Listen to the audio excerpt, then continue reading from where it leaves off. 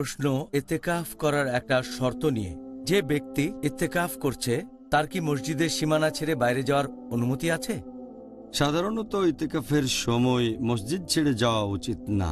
মসজিদ ছেড়ে গেলে ইতিকাফের একটা মূলনীতি ভাঙছেন, ইতিকাফ তাহলে বাতিল হয়ে যাবে।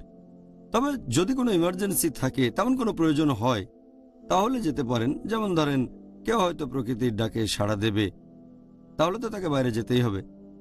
অথবা সে লোক যদি অজু করতে চায়, অথবা যদি সে গোসল করে পরিষ্কার হতে চায়, অথবা তার জন্য মসজিদে খাবার আনার মতো যদি কেউ না থাকে, তাহলে বাইরে গিয়ে খাওয়া দাওয়া করার জন্য অনুমতি আছে। তাহলে যদি এমন প্রয়োজন না দেখা দেয়, আর সহিহ বুখারীতে এটা উল্লেখ করা হয়েছে, খণ্ড নম্বর 3, বুক অব ইতিকাফ, হাদিস নম্বর 2029, হযরত আয়েশা রাদিয়াল্লাহু আনহা তিনি বলেছেন যে নবী ইতিকাফের সময় খুব প্রয়োজন না হলে কখনোই ঘরে ঢুকতেন না। তাহলে প্রয়োজন হলে অনুমতি আছে, তারা হলে সাধারণ পরিস্থিতিতে মসজিদ ছেড়ে যাওয়া উচিত না। আর যদি সেরকম প্রয়োজনে বাইরে যান, তাহলে যত তাড়াতাড়ি সম্ভব মসজিদে ফিরে আসবেন।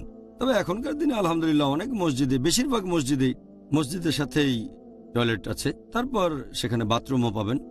মসজিদের ভেতরে অজুও করতে পারবেন, তাই মসজিদের বাইরে যাওয়ার খুব একটা প্রয়োজন নেই। আর ধরেন এছাড়াও নবীর স্ত্রী হযরত আয়েশা রাদিয়াল্লাহু আনহা তিনি বলেছেন, এটার উল্লেখ আছে সুনান আবু দাউদ, খণ্ড নম্বর 2, বুক অব ফাস্টিং, হাদিস নাম্বার 2467,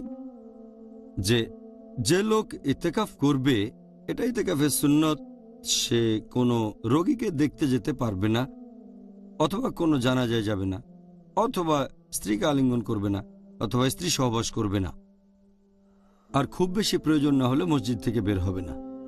এখান থেকে আমরা জানতে পারছি যে ইতিকাফ করার সময় এটা নবীর সুন্নত না যে আপনি কোনো রোগীকে দেখতে যাবেন, অথবা আত্মীয়ের বাসায় যাবেন, বা পরিবারের কাজে বাইরে কোথাও যাবেন টাকা উপার্জন করার জন্য, অথবা কোনো জানাজায়। তাই খুব প্রয়োজন না হলে মসজিদ ছেড়ে আপনি যেতে পারবেন না।